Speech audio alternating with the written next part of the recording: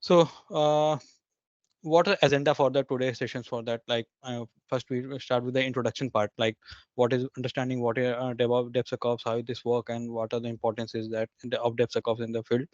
And other after that we will understand the cloud engineering, what is cloud engineering and what is the importance for that in a, software deployment process and all the software development process, and how we can integrate security integration helps in DevOps and key component of the DevSecOps, what are the tools and technology we use for the DevSecOps things we're implementing in the dev security or DevOps security part, and what are the best practices we should follow for implementation, and what are the market trends, and in last we have a Q&A.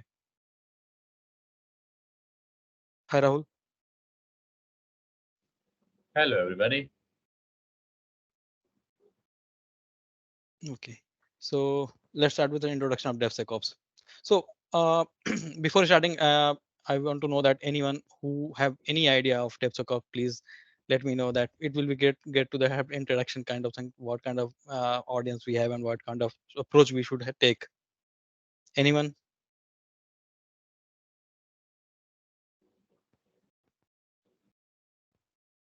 Yeah, so DevSecOps is a part of, you can say, security testing that we are using for the DevOps cycles.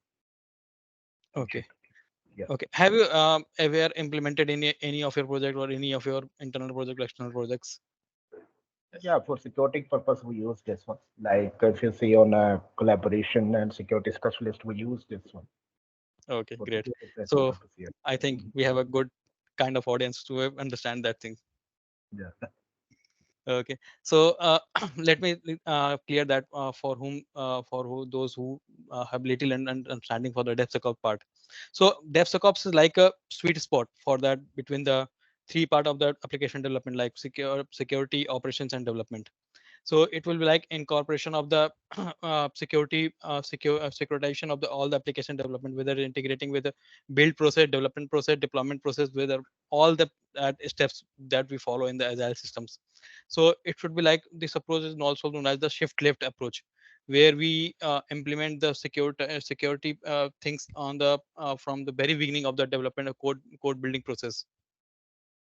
So this is called up like in a highly overview we can say that like DevSecOps like mixture of getting security of that code building, deployment, testing, and all the things, all the process that will requirement in the software development process for that. So why we need DevSecOps, why we need security in the development process? So if you see that, like I have implemented here like two examples, like recently we have a solar wind attack is there. SolarWind is like organization which provide a application as well as network monitoring systems for that. And if most of the organizations use the SolarWinds for the application monitoring and network monitoring system, and if SolarWinds got hacked and if there any security lacking is there, then the clients which attach SolarWinds, all their security and data privacy breach also there happen it possible for that. Like if you see that Intel, Nvidia, and Cisco companies got affected with the SolarWind hacks. Also recently we know come to know that AIMS in India cyber attack has happened there. That's also a cause of the national security issue or of the national cyber security issue we have that.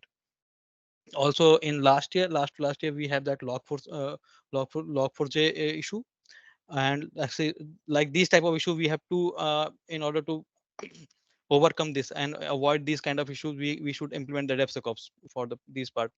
And in order to take a by because these hackings and these like attacks, cyber attacks will not only cause the data breach, data privacy breach, or a confidential data to come out of the market, but it There, also affect. I Yeah. think there's a lot of young crowd in our audience. So Okay. before we proceed to the jargons and complex words, maybe let me try to Sure. simplify it in very simple English. So, guys, security is very important nowadays. But Abhishek used a couple of words, for example, shift left and compliance, right? Obviously, as DevOps, we move into continuous security, risk-based approach, and highest level of automations. He also used a word called vulnerability. Vulnerability scanning, analysis, forecast, right? So when he says shift left, um, it is integrating security as soon as possible. For example, when you just compile the code, you should have sec compliant code, right? So that is shifting left rather than an afterthought. That is one. Second word he used was vulnerability. What is vulnerability? Vulnerability is when your code is vulnerable to attacks or security issues. For example, log4j is a vulnerability. Happened last year, right? It is a vulnerability. Now, when we say what are we going to do about vulnerability, we are going to detect it early. We are going to forecast it. And I want a tool that can tell me that this Docker image contains 5 vulnerabilities and this Docker image contains 3 vulnerabilities. Please choose an appropriate Docker image according to your needs, right? So that is vulnerability. What libraries, what binaries, and my code can give you vulnerability. Or vulnerability can be in shape of a particular module is expired or not in use. For example, in Terraform or Ansible, my vulnerability detection tool can tell me now with items is not used, please use with loop. Vulnerability, right? Very small example. And then as we move forward, the complexity of vulnerability increases, right? Then he used a word called compliance or governance. We use it interchangeably. So compliance is a regulatory requirement, right? For example, every laptop of Nasdaq needs to have a password which is 16 alphabets long. That is a compliance. How I implement is I will write a Puppet code and implement your password restriction. That is compliance implementation. DevSecOps, right? So compliance and a compliance implementation. What is compliance? Compliance is your regulatory requirement. My regulatory requirement is all my VMs, their names should start with Rahul underscore. Or my compliance is all my data at rest, in transit, on the fly should be encrypted. Compliance, how I implement it is via Terraform, right? So this is a simple example of compliance. And when I do it, obviously I'll save cost, right? How? If I'm able to detect a vulnerability, I will not be uh, I will not be in a position to change my code again and again because I know something is vulnerable. I will not use it. Something is not in use right now. There is a new version of a particular binary or a library or a module. I'll use the newer one. And obviously, we use continuous testing as a framework. So my quality gates will be after every stage, right? So in very simple language, how we use SecOps is what makes us better than other parties, right? So shifting left with automation, doing continuous security with a risk-based approach, implementing compliance and governance. Obviously, it will include vulnerability testing, security testing, right? And yeah, old age things like SQL injections, right? To prevent things like that. Understood? So If you have any questions, if you don't understand a jargon, please feel free to stop us in Yeah, between and let you know. sure. Thanks All a lot right, for over to making it you. simpler. Okay. Okay. So here are the I listed some reasons for that. Why we need DevSecOps, right? Like today's scenario, we usually getting the frequently getting cyber attacks. So security threat landscape we have in our world. Shared responsibilities, like who will take the ownership of that security and all that things process. It's like also need of that. So there is a DevSecOps team is there also in most of the organizations. Agile development and continuous delivery, we have to maintain that things to give the delivery continuous delivery of the software development process and all that things. Compliance and regulatory requirements, as Rahul described very clearly that what is compliance and regulatory requirements and how this is important for any organizations. And vulnerability detections, how we can before from the first step of that code building, we should detect the what is suppose we are doing the creating any node.js application and we are doing npm packages.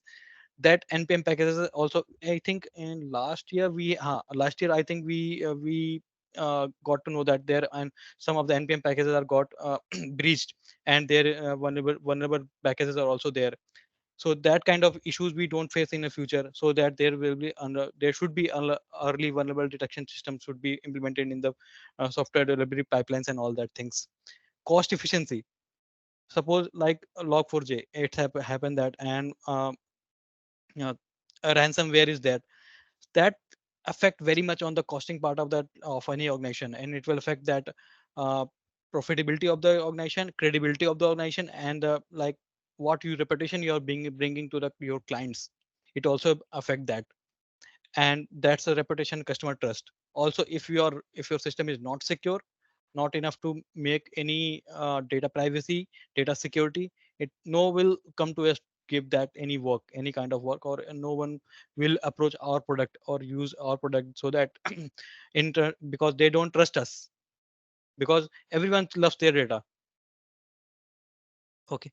So anyone who have any doubt in these points, you can ask me before I proceed for the further.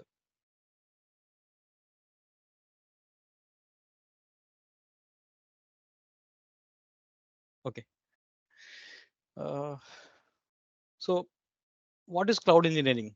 Like cloud engineering is a like a department, or we can say that any practice where designing and building and managing the cloud based solution infrastructure we have, like today we have a aws, we have a azure, we have a like a gcp, which we are there providing the cloud services. So that's a called like without bringing like on or your own on-prem setups, we can use that cloud services for that, and in terms of you using storage, whether storage, whether is a deployment of the any services using their databases kind of things, we can use that. What kind of there are two part of that cloud engineering things: cloud computing and cloud service provider. The cloud computing is like we usually what are the things we in AWS sense, we can use EC2 instances and kind of things. It's like a using provider using VMs or machines servers by third party like Amazon, Microsoft, and Google for kind of things. These are the cloud engineering practices, and we use for that sub to uh, what are the benefits like we get from that. We don't have the costing side, we get reliability, scalability from that things. So these are the cloud engineering practices we should follow that, for designing and building and uh, infrastructure for any deployment process, software delivery process for that. Anyone who have any doubts on cloud engineering, sir?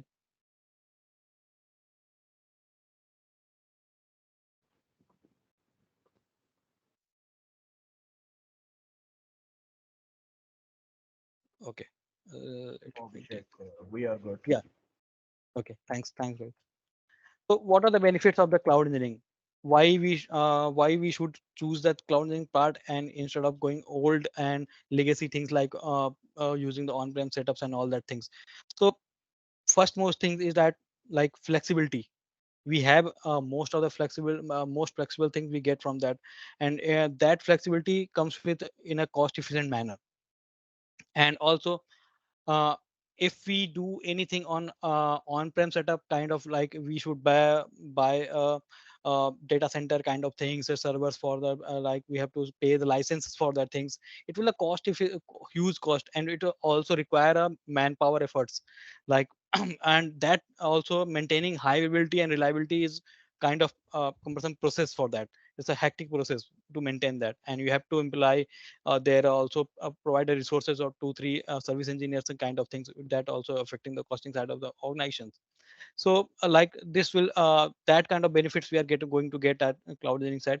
And most of the things what will happen in any disaster, any suppose any server of your on-prem server got break or any affected hazard happens, so in that case you are the responsible for that if until you have the backup for that things. In cloud engineering side we don't have to take any headache of that. The cloud service provider take all their services for disaster recovery things, and they also guide us to how to do the disaster recovery process. Like in any case, in any disaster, we can come up in a like reduce timing, like in less number of time or sooner way how we can create new infrastructure to bring all the application online again.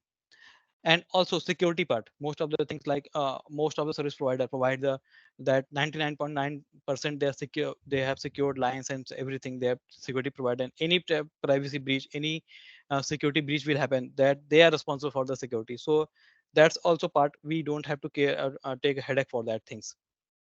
Also we get a flexibility of location, geolocations. If we want to implement, if we want to host our application in US, we can host that by sitting in India. It's not related to like we have to purchase, we have to create a data center for in US also for that things. So that kind of approach we can do go that. And auto updation of the platform, like any update, any software updates is there in platform side, what service they are provided by the cloud provider, we can they auto updates with the proper information, proper warnings that you have to do that updates and kind of things. So these are the practices that will have helps in you achieving like productivity as well as cost efficiency as well as achieving the satisfaction of the customer client as well. So let's bring, so what are the key service providers of the cloud and challenges? Because everything not don't comes with good part, it's also have a bad part also as well. So what are the key challenges that sometimes we have to face? The cost management, because like for some services cloud provider provide costing very less, but for some services like which we need that, like a database, data management, database kind of things, and that costing part will affect kind of have unmanaged way or kind of thing, costing management is there. So that kind of sometimes happens in the some cloud providers. Every cloud provider have their own costing way, like AWS have on their own specific cloud metric for their how they cost their services, and GCP have their own, Azure have their own. Another is that vendor locking. Sometimes we set up a database kind of things or any um, a pay as you go functions we can use on the cloud service provider side. So sometimes we have to get a lock-in, like okay, we reserve that their machines we reserve for VM machine for 12 months or 2 years, 3 years, that kind of things. They have an agreement that you have to be 3 years for at their platform. That kind of things cause a vendor locking, because suppose a scenario is that we are in Azure side and we are not getting what kind of performance what we want to achieve that, and we tested on AWS side, but we have taken the agreement, we agreemented with Azure that we have to stay in their platform 3 years. That kind of vendor locking hampers that performance of the applications. Sometimes we face the performance latency issue, uh, data management kind of things, what every cloud provider have their own data management way, and that's kind of sometimes create we if instead of lack of knowledge of data management of the provider, we choose that, and that scenario caused the data management issue. Complexity and skill gap, suppose that in most of the, if you see the market of the professionals, cloud professionals, cloud engineers, they mostly say that they have AWS and Azure, but sometimes you need, your client need a Oracle cloud. That's we need that, where that's where we know that okay, we don't have that skills to work on the Oracle side. We need to fill that, and when we see that we don't find the proper professionals, that due to the skill gaps and due to the complexity of that cloud. um, Suppose that sometimes we have to migrate your VMs or for lots of servers on the cloud side, and database as well. Data migration should be happen between on-prem to cloud or cloud to cloud. Sometimes that make a cumbersome process or hectic process to how to migrate my Azure to GCP and kind of things. And lack of data and legacy systems, we kind of in scenario that we have to take the help of their support and kind of things, and we have to take the business support and purchase the business support kind of things. Sometimes these service provider fails in a governance and control part of that, like their governance control don't match with the organization governance. What are the how the our suppose that we Nasdaq, in Nasdaq we have some governance part, a governance process and control process, but it didn't matching our with cloud providers. So in that case, some it becomes a key challenges for that in that scenarios. uh, any doubt, anything, any questions we have that in this part?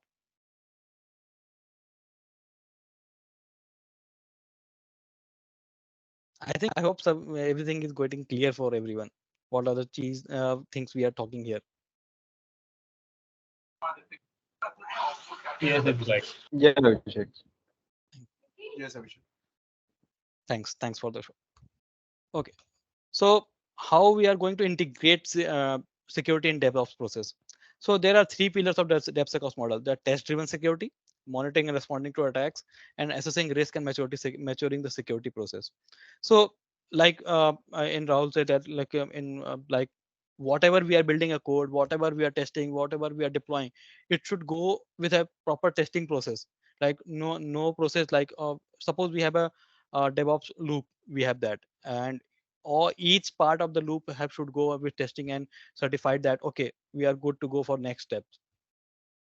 And like after that deployment, after that there is a come some operation side. If we see on DevOps side, like there is operation side which will include the monitoring of the application, and we have to include the security of monitoring as well, so that any attacking anything, like any pattern of the attack, we should monitor and use that part of also the for future attacks also.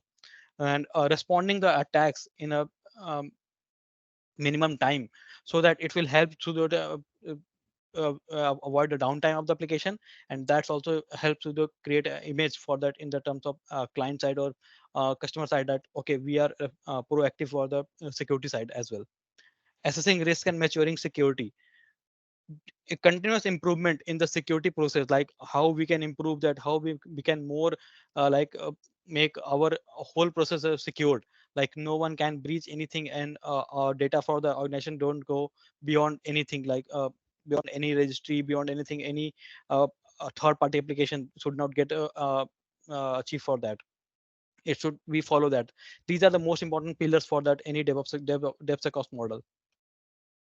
So what are that maturity models we should follow in the DevSecOps? Like uh, we should start from the very beginning, that any developer is doing a code and coding the building a code, he should understanding that what is the security things he implementing and what where he's lacking. Suppose he implementing or using any packages, and he don't know about that what is security implementation, like what is side effect of this package, or if it got breached, or it is it this package is verified or not, that in that scenario it will help that understanding of the security principles. Second is that adopting the best security basic security practices. It should not like suppose we are deploying anything and we don't have any scanning purpose scanning process, or like a platform where like platforms like where we're deploying Kubernetes side, for example, we don't have any policies, RBAC policies or access policy. It's like anyone can go and check that deployments kind of things, and it will not good for any deployment process, and it will also affect the security breaches of the cluster and kind of deployment process of software uh, code for also. So everyone should adopt, like in every deployment process, any project, you should adopt the basic security practices. So after that, level 3 will be the high adoption of security approaches. Like what are the things, what are the, how we monitor, how we implement, how we secure each part of that deployment process or software development life cycle. And we have to uh, get secret. Get secret is that to check that of how the code is there, how, what are the recommendation we can get. It like how high adoption of that, it on every minimal steps we should include that things. So after that we can go to level 4, that where the advanced deployment of the security it happen. In the last part there should be a security operation center should be maintained, that which is specifically for the maintain for security operations, having the monitoring part, and uh, they have the tools to monitor, tools to check that okay, what we are deploying in a production site, is it good or not, is it in real time scenario, is it working, how the attack is happening, and what are the patterns of attack we are getting. Like for this we have tools, like we will talk about the multiple tools we have. For example, we can solve security, we have that in our one of our project, we have that. So it will very helpful that to attack patterns and where the attack we are getting that, and how we can stop these patterns and kind of things we can get in a adoption of deployment security of the process. Okay, uh, I hope everyone clear that. Let me go okay. So what are the phases of the DevSecOps? As I talked with that, securing the code is the most important phase from that. And after that, design, what are the software design we are making, is it secure, is it have secured compliant or not, if is it have packages or not, like what are the abuses and threats it can have, that it can checking the threats and abuses in the model. We can any security lapses is there in the design is there or not, we should care for that. That's come on, these two parts come under that, education of the uh, uh, any developer for the security side is that comes under this part. And next is that secure the pre-commit configurations, uh, by who, suppose that we have a multiple hierarchy in the organization. Suppose that we have a senior, lead, and the kind of things. So you should have proper role-based access in the code side, in the who, so in the approving the PR side, PR, and in committing the codes. So who have the ability to approve that PR. Suppose that any junior software consultant is pushing the code, and he should have in order to check the vulnerabilities, check the security issues. Any senior consultant or any lead should have proper access to, for that, only have access to migrate the merge the PR and approve the PR kind of thing, and approve the commits as well, so that it could have a proper way to how we are securing the commits in the code. After that, it will have secured continuous integrations access, server access. For that it should have RBAC. RBAC is like rollback, as I talked about, the RBAC is rollback access control. So everyone should not have the access for that server, where CI part is happening there. Next is that code analysis. We should have properly implement in our pipeline, static application security testing part, and all that things with that to prevent like ID and server vulnerabilities. It should before creating a Docker image, it should pass to the SAST application testing process. That we will get the know about the what is SAST and what is DAST is there. We can get in more about that in the upcoming slides.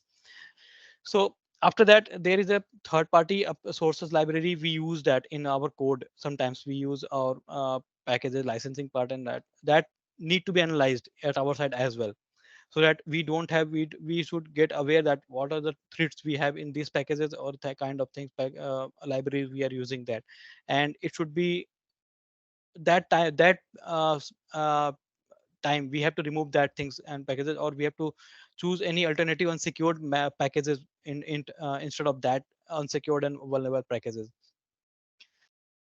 After that, we have to test the deployment server and test the deployment from the CI server, that okay, what are the things we are getting, what we are going to deploy, is that any security loops is there or not. We should test before deploying any the production phase or any environment for that. After that, there is a security testing process is happening, implementing the dynamic applications security testing is that it should have automated in your pipeline. and it should validate. It's also the validation process, that who can validate. Okay, you get the report of the dash, and you who have the ability to validate. It should be maintained there. There is a proper hierarchy process to maintain that who validation process for that. After that, security review. Timely, we should timely review the all the platform, all the pipeline process, and all the codes. Timely review the security measures. Like there is a audit process is there. Security audit is there. They audit your code, pipeline, everything, infrastructure as a code. We have that. It's they timely performance of that security review should happen. That. And last is the image assurance. Like uh, all the things, if we secure everything and we got that, okay, we are ready to go for the secured deployment process, we should get a assurance from that, like, okay, we are this code is properly verified from that Azure certified, and any agency or any third party application that have their well renowned name in that, that in the policy should be implemented that. Also, these are the normal phrases we should apply for the DevSecOps. But what about the comes in production side? When we comes in production side, we should follow 6 more process, and that's an important process for the production, like privileged access, secrets, and network isolations. Like, what are the privileged access? Like, no one have a should have like accept those responsible person who have the production support kind of things, and developers kind of who should have access only that. No other than them who should have access of the server production servers, production cloud accounts, and all that things. So, and also the secret should be maintained in a like in a vault. If we have if you know guys know that Terraform, there is a vault secrets, and there are many things like access that like Mozilla Sops is there, kind of things we can maintain a secrets, encrypt our secrets to, so that no one can decode that part. And if suppose if anyone got in the cluster or Kubernetes, and they can see their secrets or secret, it will be like privacy breach or security breach is there. So these secrets should be in encrypted way. We should use third party application to encrypt that secrets for that. And the network, we have like all other environment like dev QA test, and kind of other environment we have, we should by it we can maintain this in a particular network. But if when it's come to the production side, production network should be isolated from these environments. It should be their own network, own VPC kind of things, it should be there, so that the security things on network side, you can maintain the tight security in that network scenario for the production as well. Okay, so next process is like hardening of the infrastructure and application side. Like, we have to use the web services, and like how we are encrypting the data variables and the code as well. In application side, it should be like in hardened way, or like like if we are doing that in the security process or infrastructure hardening, we should come on that 9 out of 10 or 10 out of 10 grade should be happen that. Next is like automated production deployment process.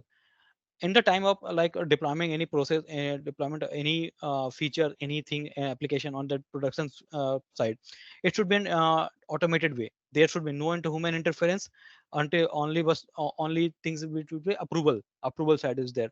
So we should implement that things, so that no one can have human interference with there.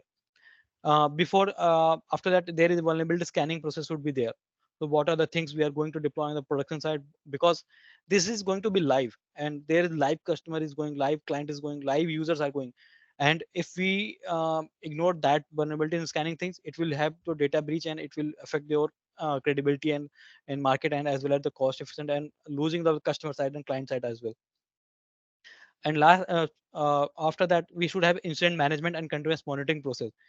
Every like in any production side, every good or successful production deployment happen after that incident management, and how we are reacting any incident happens on the production side, and how we are monitoring and taking care of that production to make a highly available, highly reliable for that users, and it takes like without any security loops we had. And continuous process repetition, what we have talked that what we have talked till that, we should repeat that process and continuously and improve that process.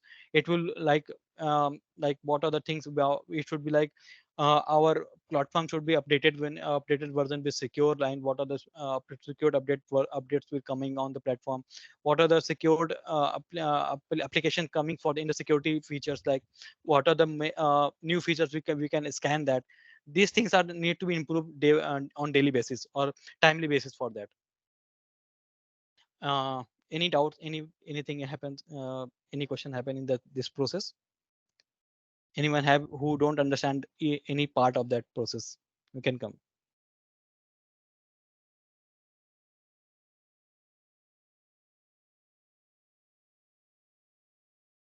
Okay, should I take it now?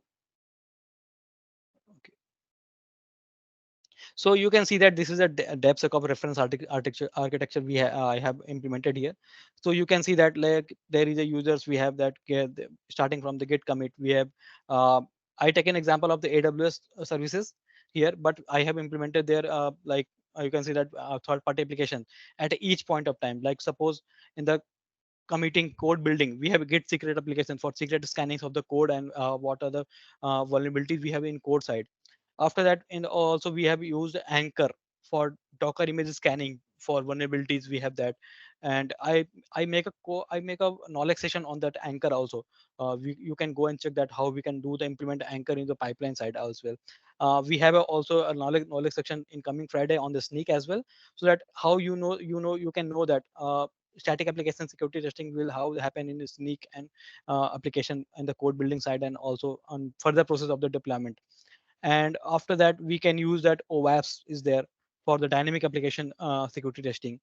And like we have a Falco for that run application self protection for the application side, and it will real time give the real time vulnerability scanning and checking the security implementation and loops for that.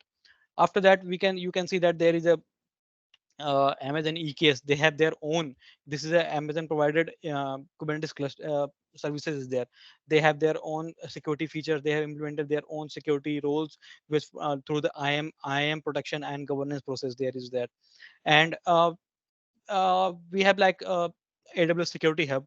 We have a process like AWS uh, inspector, which time to time use that check that your vulnerabilities, your security loops, and whether is your IP is open or not, is publicly approachable or accessible is your IPs, or you should not have the public accessible IPs and of your machine EC2 instances kind of thing.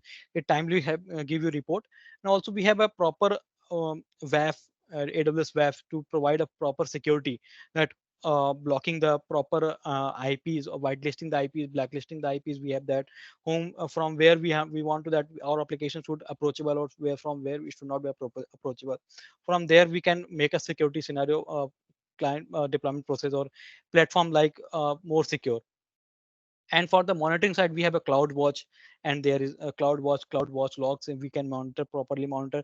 And we can use like also third party application Prometheus Grafana for the monitoring and solve securities there and kind of things application we can use for that.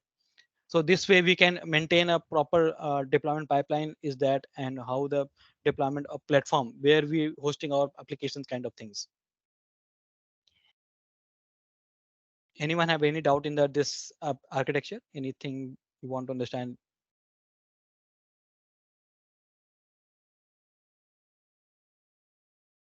Abhishek, what is this Polko?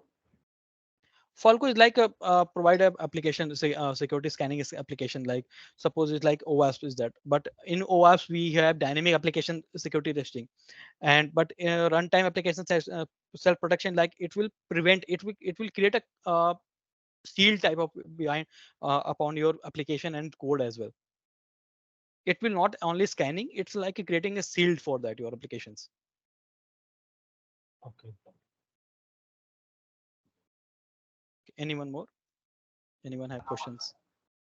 So, hi Abhishek. So there is a, I think there is feature available in ECR, or we can check the Exactly. vulnerability of the images Yeah, also. No? exactly. Yeah. Yeah, but sometimes when log4j happens, for example, I'm taking that AWS take times that time to implement that feature in their scanning process, that these things get a lacking and looping create a security loops in that.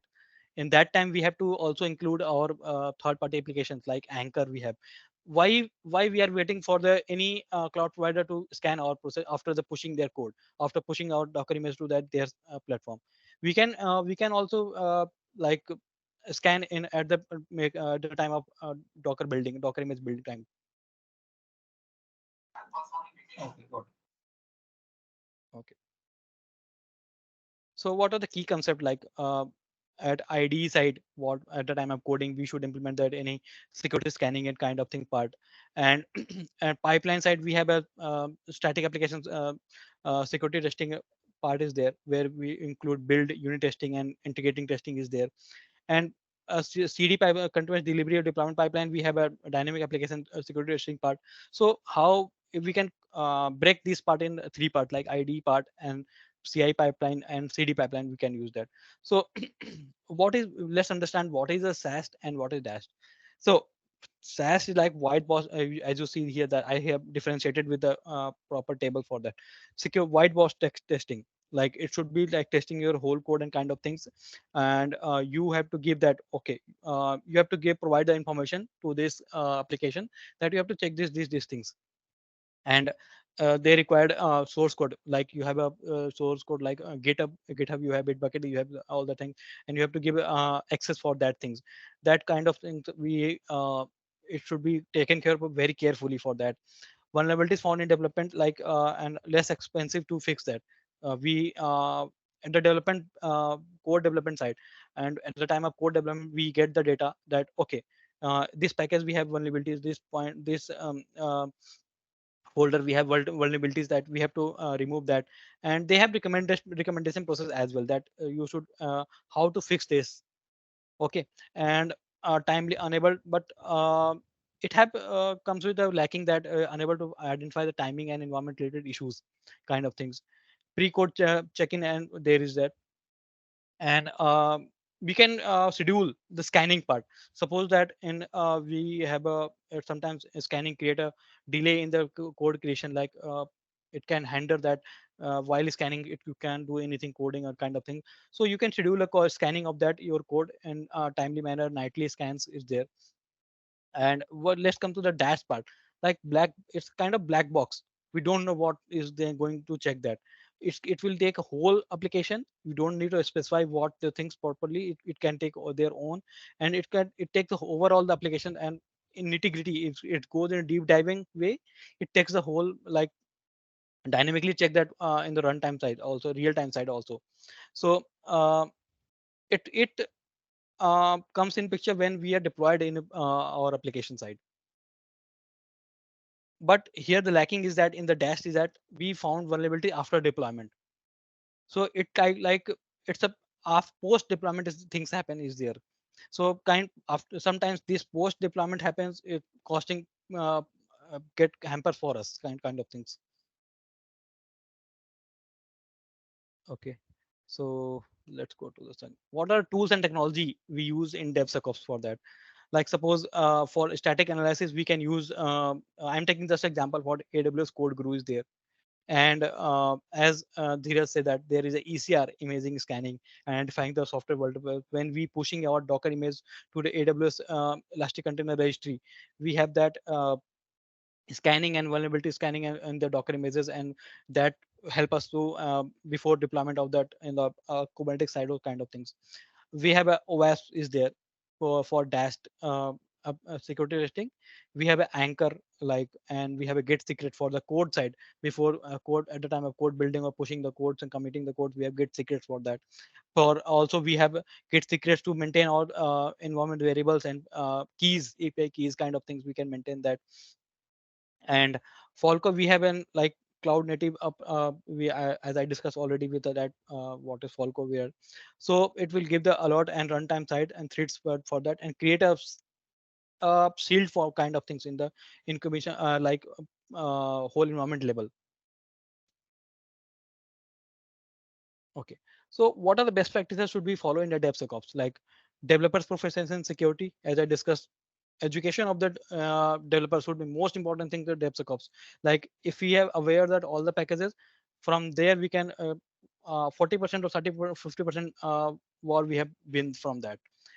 After accuracy, is there. We should be accurate what we need on in our code, what we need on in a pipeline. Unnecessary things should not be there in that kind of thing. Actionability. If you find any vulnerability, any security loops, you should be like how we can going to tackle these scenarios. What are the actions should be taken? We should have proper steps and runbook kind of things in that scenario, how we are going to process that things. And responsibility. Everyone should have their own sort of responsibility that okay, in that case, if anyone have in code building side, we have found any package issue, if we have any vulnerability in the code side, there should be a responsible person who need to check that okay, what we can take other option, instead of taking these packages and vulnerable sources of that source code sources from there. After that, we can go proper communication. It should be like communication should be very clear between the developments, operations and DevOps process and any security operations peoples professionals, so that we can maintain security from the very beginning. As I said, that left approach, shift left approach only comes with the proper communications.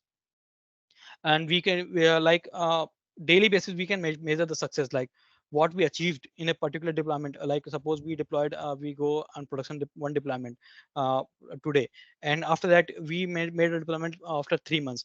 So what are the security measures we improved in from last deployment to upcoming deployments or latest deployment? We should measure that thing and note that thing and create a proper documentation for that. And it's also include that with the help of measuring, we can improve, do the continuous improvement in the security features and DevSecOps process. And also we should take very seriously the DevSecOps maturity model, what I say show you in last slides, like how we maintain that DevSecurity, and it should be improved on timely manner. Okay, so anyone have any doubt kind of till now?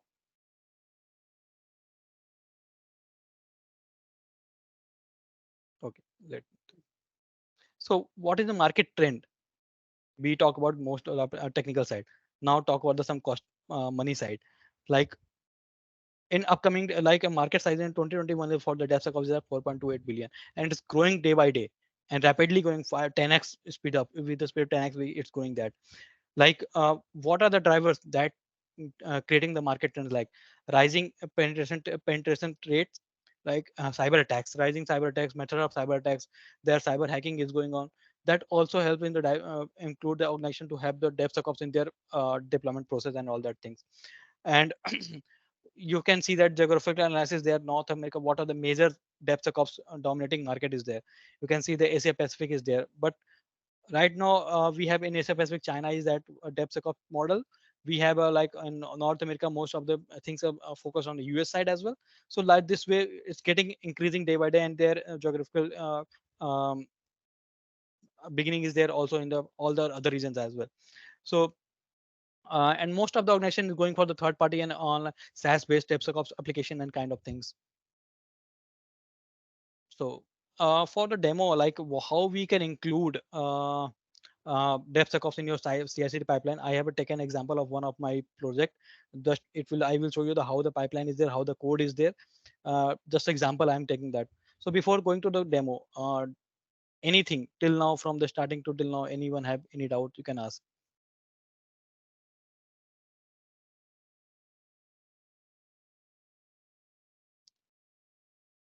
I hope everyone getting clear everything, how the DevSecOps importance and everything. Okay, let me take to the code side. Yeah, someone is going to ask.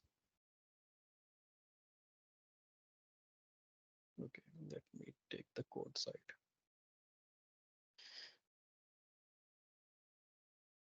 Okay, I'm using a GitLab pipeline for the tool, so that how the pipeline is, the code is there.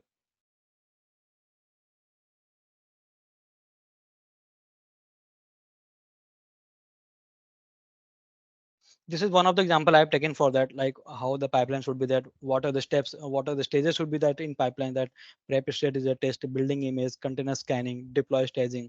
There is a dynamic application security testing stage is there, and performance, how the performance is there, and after that cleaning of the project and kind of things we have that. Like install dependency, we have that, and it's here it will test that. After that it will test the dependency securities, what are the secure dependencies we have, and securing that pipelines we have that. There is a unit testing is there, and there is a code equality test is there, how do we can check the code. Like we have talked about the SAST is there. After that, we have container security, how we maintaining the container security, how we can secure our container side. So the pipelines would look like this.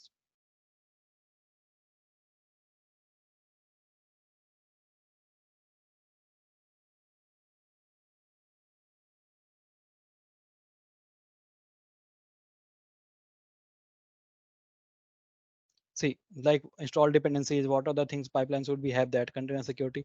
If we go deeper on that proper single pipeline for the security, we have that also, that we can show here that how the security is going happen in there. In the you can see that secret scan is there, and code scan is there. We can have that, and subdomains scam is and sub like properly this is the only this pipeline is only for the security purposes. Like it will go for every deployment, it will also run with in background. It will check everything of your code, from the code to the deployment of the container, and even after the deployment process it will continuously check that your security features and security loops. So this way, in the next, I think I have a crunch of time, so in next session I will show you how we can implement in a demo wise in real time scenario. I will show you that how we can create a secure pipeline for that. Okay, so any question, any answer, any doubts we can have?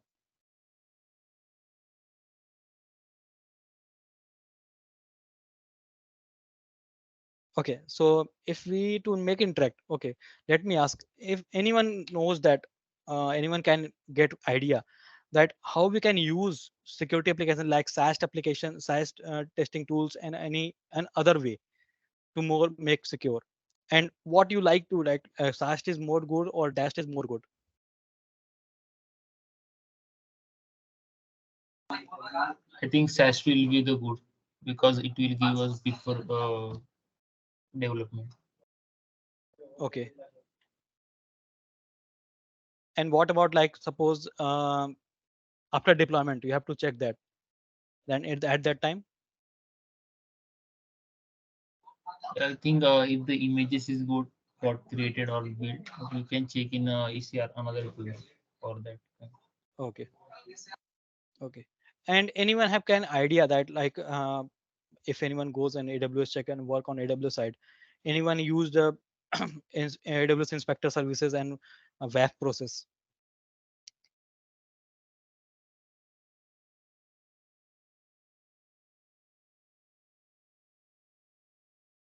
Okay, so I hope you have an idea like kind of what is IAM.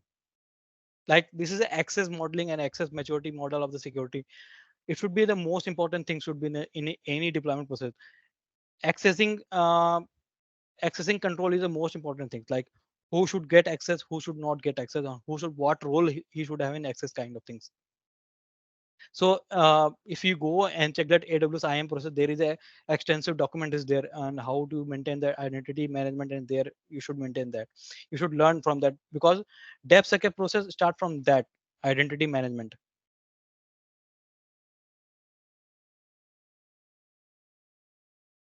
Okay, so if everything is clear, then that's it from my side. Yeah, Rahul, over to you. I Thank you. think if you don't have any question, we'll give you especially people who are not allocated to any projects, we'll give you an exercise to complete. We'll give you a pipeline to create from DevSecOps. You can probably Exactly. submit your uh, uh, replies or answer or your pipelines in the official Git channel we have created for it. So if you have any questions, do let us know because if your participation will only be completed when you submit your code to our GitHub using your ID, and make sure that you are submitting your submission as your competency name, then your name, and then the name of the CodeCamp, right? And you will be shared the uh, uh, MS forms as well. So please make sure you fill that. If you have any questions, you can ask us right away. Otherwise, we can wrap up this session. Yeah. We still have 3 minutes if you have any questions.